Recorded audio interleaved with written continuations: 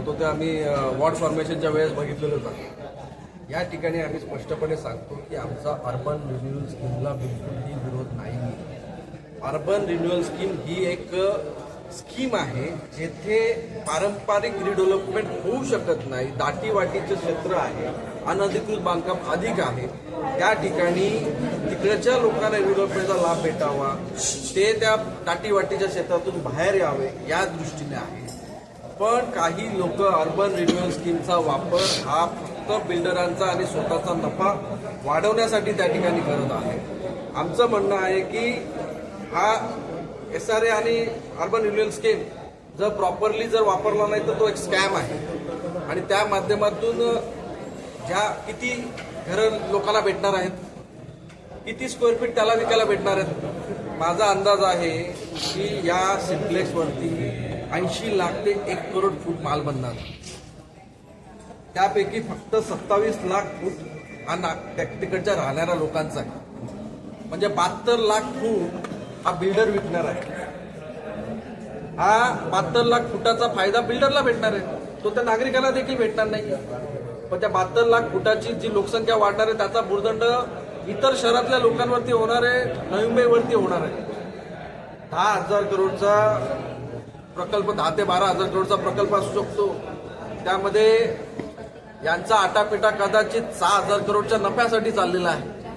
आणि हा नफा आपल्या नवी मुंबईच्या लोकांच्या माथ्यावरती मारायचा का, हा प्रश्न प्रत्येकाने विचारला पाहिजे. त्यामुळे आपलं काम हे लोकांना घरं मोठी देण्याचं उद्दिष्ट आहे की त्या घरं मोठ्या देण्याच्या उद्दिष्टाच्या आड येऊन त्याच्या माध्यमातून जास्त नफा मिळवण्याच्या हिशोबाने आम्ही तुमच्या नफ्यासाठी लोकांचं भविष्य हे दावणीला बांधणार नाही. त्यामुळे आम्हाला भविष्यामध्ये होणारी ट्रॅफिकची समस्या, पाण्याची समस्या, सिवरेजची समस्या, गार्डन, शाळा याची चिंता आहे. त्यामुळे निश्चितच लोकांना मोठी घरं भेटली पाहिजे. पण URS हा त्याचा उपाय असू शकत नाही. त्यासाठी वेगळे उपाय आम्ही उपलब्ध करू. स्वयंपुनर्विकासासाठी देखील आम्ही नवीन धोरण तयार केलेलं आहे.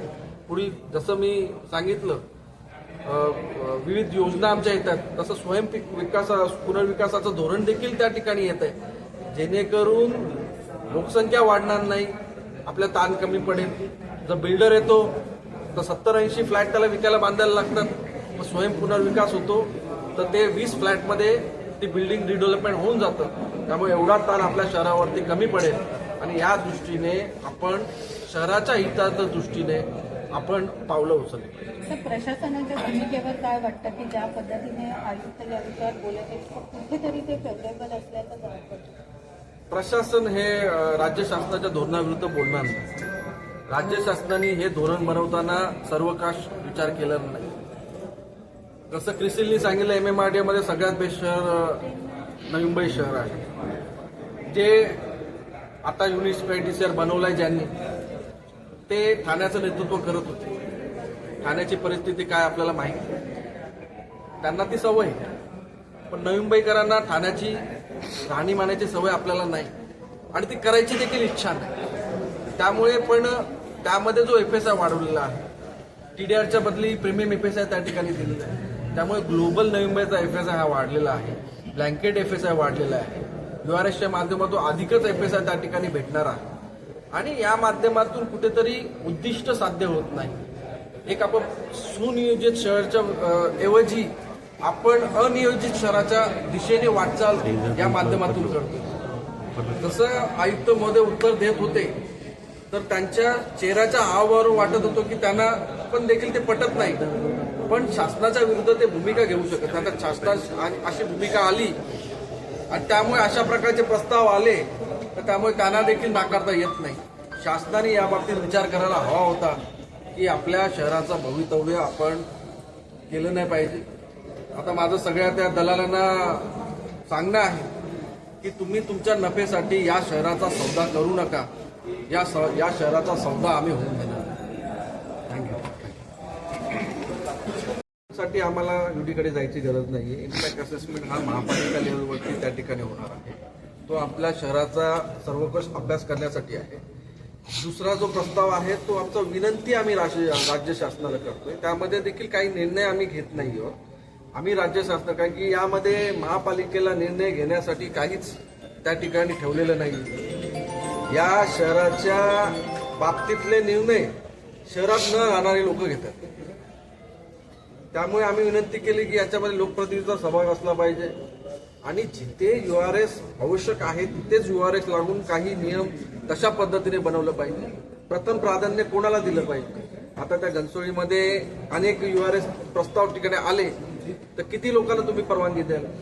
आणि जर आधीच जर जिकडे कमी आवश्यकता असलेल्या ठिकाणी दिली आणि जर आपली कॅरिंग कॅपॅसिटी संपली तर मग जिकडे खरंच आवश्यकता आहे तिथे आपण रिडेव्हलपमेंट करू शकणार नाही. तिकडे तो ताण येईल. त्यामुळे प्राधान्यक्रम निश्चित झालं पाहिजे आणि लोकांना घरं जे प्लॅन्ड एरिया आहे तिथे घरं भेटण्यासाठी वेगवेगळ्या योजना त्या ठिकाणी आपण करू शकतो. स्वयं पुनर्विकास देखील आहे. त्याचबरोबर इन्सेंटिव्ह बेस आणि प्रॉफिट बेस. त्यामध्ये अफाट आता याच्यामध्ये लिमिट नाही आहे FSIचा URS मध्ये, म्हणून URS करा अशा प्रकारचं त्या ठिकाणी मागणी त्या ठिकाणी होत आहे. आणि त्यामुळे विनंती आपण राज्य शासनाला प्रथम केलेली आहे की अशा प्रकारे केलं तर निश्चितच शहराचा नुकसान त्या ठिकाणी होणार आहे. शहरावरती दुरोगामी असे परिणाम त्या ठिकाणी होणार आहेत. क्रिसिलने सांगितलं 28 लाख लोकसंख्येला पुरेल, पण आज पाण्याचा त्रास आत्ताच आपल्याला सर्वांना होत आहे. ट्रॅफिकचा त्रास आत्ताच आपल्याला सर्वांना होत आहे. तर मला वाटतं जर UD डिपार्टमेंटने जर उडत्या गाड्या जर आणल्या तर आपण जास्त FSIचा विचार त्या ठिकाणी करू शकतो. जर आजच्या गाड्या रस्त्यावरच्या असतील तर रस्त्या गेटमधून निघाल्या आपण ट्रॅफिकमध्ये घुसू, ही परिस्थिती लांब होणार नाही. आणि तेव्हा देखील लोक आपल्या नाव त्या ठिकाणी काढतील. आणि आता आवाज नाही उचलला तर लोक तेव्हा विचारतील की तुम्ही आवाज त्यावेळेस का नाही उचलला. म्हणून त्या दृष्टीने आम्ही आज हा आवाज. सागरजी, ज्या पद्धतीनं आता क्लस्टर रीड